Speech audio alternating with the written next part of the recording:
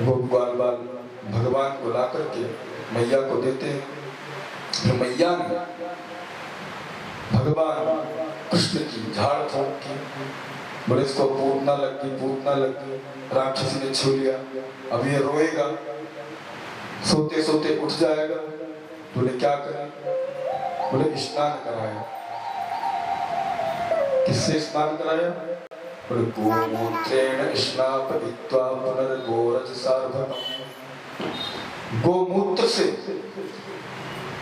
भगवान कृष्ण को मैया रोहिणी, मैया यशोदा ने स्नान कराया और पुनर्गोरजसार्धकम्, गो की रज को, तो गौशाला में जो मिट्टी होती है ना, उसको लगा लगा करके भगवान को मल करके खूब नहलाया। और फिर भगवान के 12 नामों से, भगवान के 12 नामों से भगवान के टीका लगाया गोबर की। जब मेरे पुत्र खेले, मेरा बालक खेले, तो भगवान गोविंद मेरे बालक की रक्षा करें। तो भगवान सोए, तो जब मेरा पुत्र सोए तो भगवान माधव मेरे पुत्र की रक्षा करें, ऐसा कह करके तो ये सब हुआ। तो भगवान खिलखिला करके हंसने लगे, बोले हाँ अब ठीक हो। उधर नंद बाबा आए। नंद बाबा ने जब देखा तो रास्ते में पूतना पड़ी थी, रास्ता जाम थी। बोले अब क्या करें?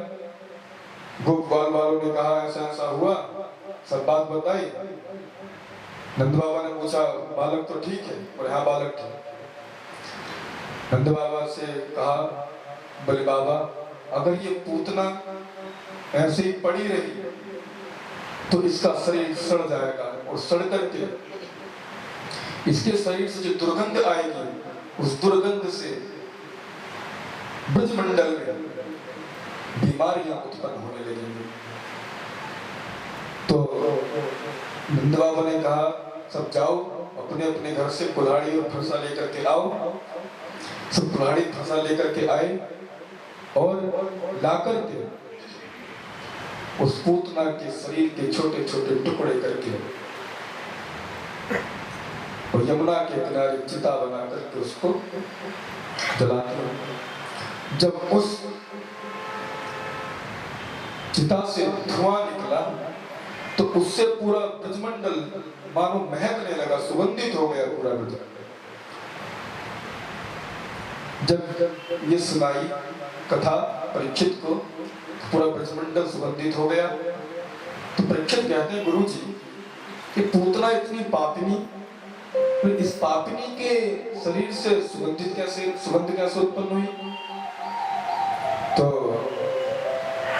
सुखदेव जी ने कहा राजन, जब इसने भगवान का स्पर्श कर लिया था तब से इसके सब पाप समाप्त हो गए। भगवान ने पूतना को मोक्ष दिया। पूतना वरदान भगवान की जय। सुखदेव जी कहते हैं जो इस पूतना मोक्ष की कथा को श्रवण करता है उसके हृदय में भगवान की भक्ति उत्पन्न हो जाती है और भगवान की भक्ति उसे मिल जाती है। इतना इस कथा का प्रभाव। उसके बाद कथा आती है कि भगवान लगभग 3 महीने के हो गए तो भगवान का जन्म नक्षत्र आया। रोहिणी नक्षत्र में भगवान पैदा हुए थे। रोहिणी नक्षत्र आया तो रोहिणी नक्षत्र जब आया तो मैया ने सोचा आज मेरे लाला का नक्षत्र है, आज मैं लाला को थोड़ा हिला धुला दूं, अच्छा श्रृंगार कर दूं। मैया ने ब्राह्मणों को बुलाया, अपनी सखियों को बुलाया गीत गाने के लिए। गीत गाने के लिए सखियां आई, स्तुति वाचन करने के लिए ब्राह्मण लोग आए। और जब ब्राह्मण लोग आए, सखियां आई, तो भगवान को मैया रोहिणी और मैया यशोदा ने खूब अच्छे प्रकार से नहला दिया और नहला करके भगवान का खूब श्रृंगार किया। और श्रृंगार करके पालना में लिटा करके भगवान को एक गाड़ी थी, वो किसी काम में नहीं आती थी, बैलगाड़ी, उस गाड़ी के पास भगवान के पालने को रख दिया। बोले ज्यादा धूप भी ना लगे, ज्यादा ठंडे भी ना लगे, हल्की हल्की छाया और हल्की हल्की धूप भगवान पर पड़ती रहे, लगा करके और रख करके पालना। मैया यशोदा तो किसी काम में लग गई। और एक राक्षस आ गया, कंस का भेजा हुआ एक राक्षस आ गया, जिसका नाम सक्टासुर था। उस सक्टासुर ने देखा कि इसी बालक ने पूतना को मारा। बोले अब मैं इस बालक को मार दूंगा।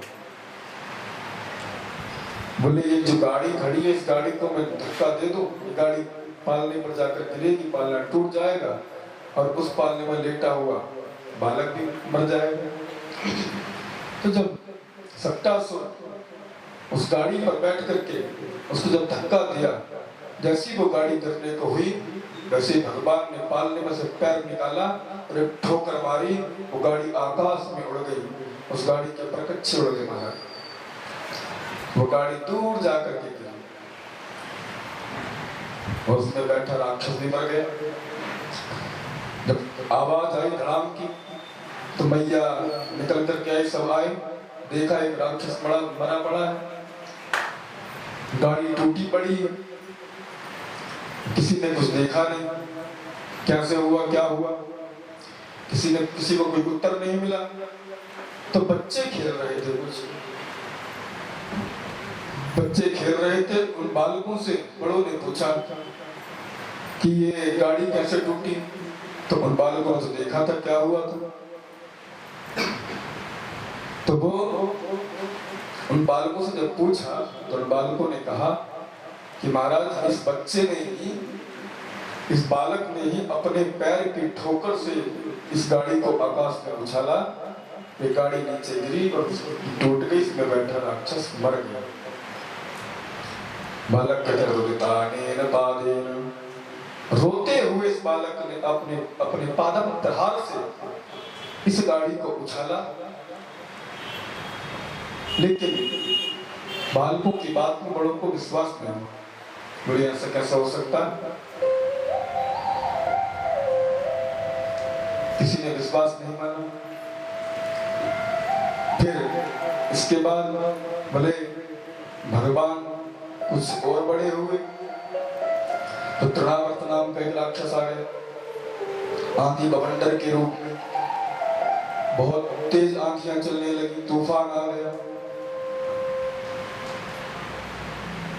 भगवान को लेकर के मैया यशोदा आंगन में बैठ करके दूध पिला रही थी। अब भगवान ने सोचा मामा जी ने फिर एक खिलौना भेजा, मामा जी बड़े अच्छे, अपने भांजे का बड़ा ख्याल रखते हैं, बड़े मामा जी रोज कुछ ना कुछ भेजते रहते हैं। और भांजा बोले खेलता है, खेल खेल में तोड़ करके फेंक देता है।